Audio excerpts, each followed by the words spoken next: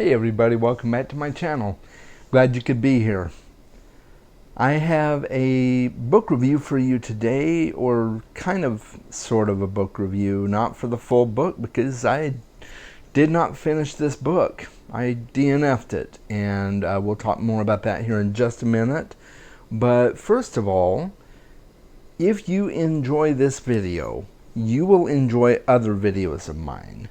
And because you've got all this time on your hands, if you're cooped up like I am inside, like pretty much the majority of Americans and internationally are, why not spend some of that time watching some of my other videos and some of the videos of my other fellow booktubers that I have in my recommended section on my channel.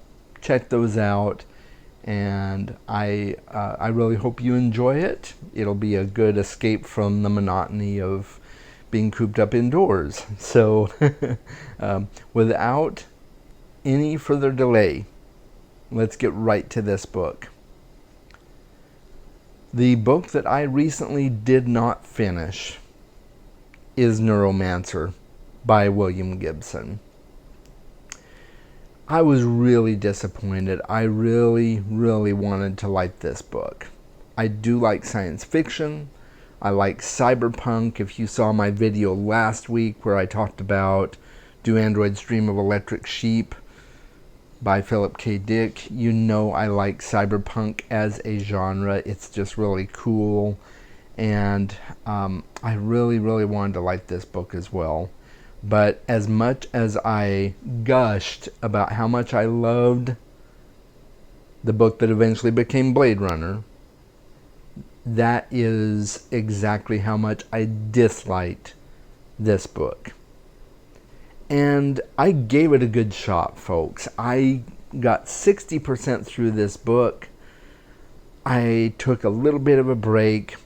I went back to it the other day, and I was reading a few more pages, and I'm like, you know, this just is not worth my time. And some of you out there are saying, man, you didn't like Neuromancer? Are you crazy?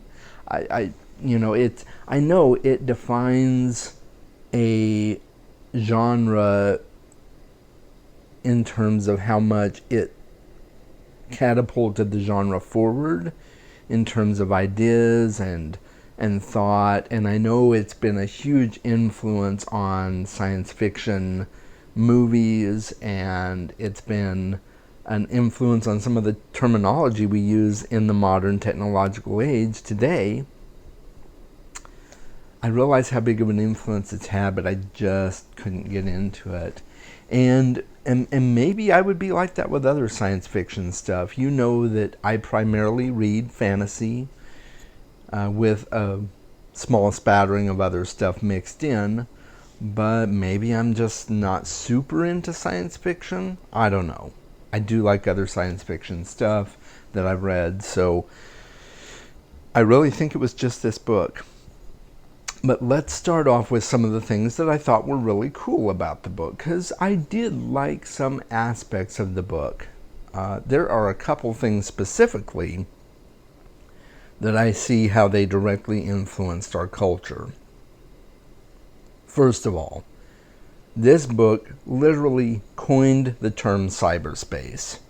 When you hear cyberspace, you think of the internet, you think of the World Wide Web, you think of how interconnected we are with social media and everything today.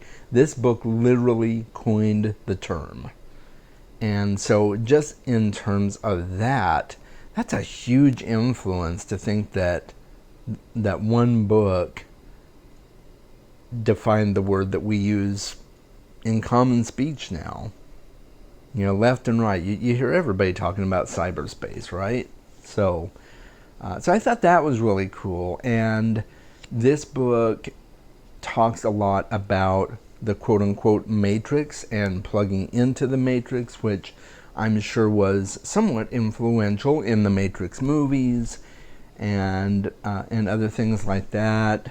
And so I definitely thought there were some really cool things in the book. Some of the characters were pretty interesting. It follows a cyber thief named Case, and he is supposed to do a job, a new hacking job that he has been assigned by this mysterious figure known as Armitage.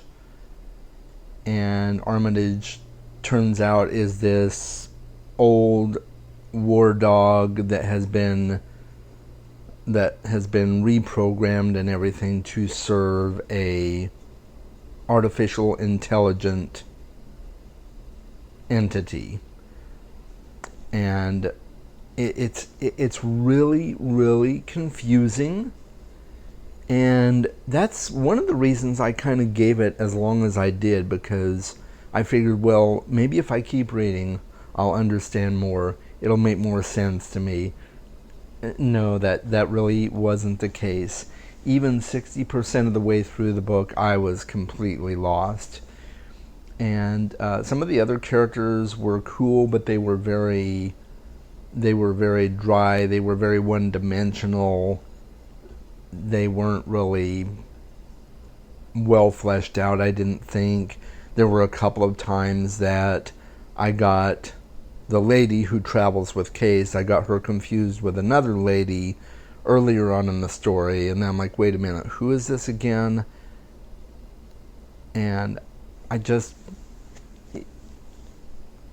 was lost. And maybe you'll tell me in the comments some things that would help me understand it better. You might tell me in the comments, give it another shot. I don't think I'm going to, folks, but thanks. But I'm perfectly happy to listen to your comments and read them and interact with you on them. But this just was not for me. But I did think the setting was really cool. Cyberpunk in general has a really cool setting. It's normally set in a modern and sometimes post-apocalyptic world that has very noir aspects to it in terms of like detective stories from the 50s and stuff like that. It's kind of a mesh of those two, and the setting in this book was handled really well. I thought it was very well done. You could definitely see how much thought had been put into the world that William Gibson was writing about. But I really like good, strong, multi-dimensional characters. Character work is really big for me, as I've said in other videos I talked to you about. So the fact that the characters really didn't give me a reason to even care that they existed maybe was a big part of it for me. And then the plot just didn't really seem like it was going anywhere. And I expect that at least halfway through the book, I am going to know exactly where the plot is going, and I just didn't.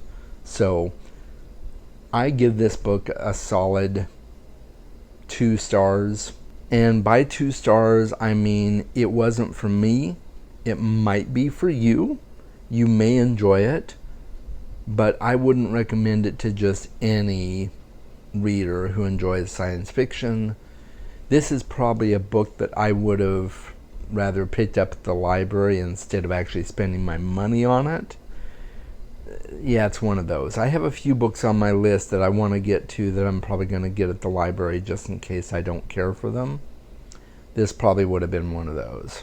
So I'm not usually really negative in my reviews, but this one I am. And maybe you don't put as much weight in that because I didn't finish the book. I get that. I can respect that, but I didn't see how it ended, of course, and I honestly don't really care. So take that for what you will. If you think you may like this book, read a little bit more about it online, see if the premise grips you enough to pick it up and read it, and come back and find me later and let me know what you thought about the book. I'd be really curious. And if you've already read it, please respond to me in the comments letting me know what your thoughts are on it. And I'm not saying it's not worth picking up for anyone, but it's definitely not for everyone. Otherwise, it would have been my cup of tea. So take that for what you will. Let me know in the comments what you think, and make sure to subscribe to my content, because I will be doing future videos, of course. I do a video every Friday, so make sure you stick around for that. Next week I'll be giving a reading update on some of the books I'm currently reading.